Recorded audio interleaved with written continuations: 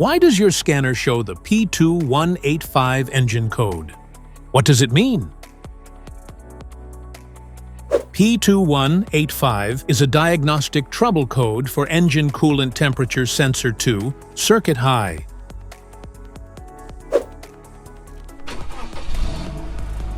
This engine code indicates that this means the vehicle's computer PCM has detected a voltage reading from the number 2 ECT sensor that is higher than expected, suggesting a possible malfunction in the sensor or its circuit. Under this circumstance, short-distance driving is permitted, but your vehicle should be repaired as soon as possible.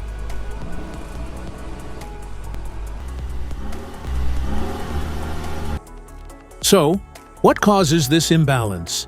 Here are the most common culprits. This error can be caused by these possible faults in your vehicle. Faulty ECT sensor, wiring issues, PCM problems, coolant system issues, faulty thermostat. Each DTC code corresponds to a specific issue in your vehicle. This error code occurs in any OBD2-equipped vehicles, especially those in manufacture since 1996.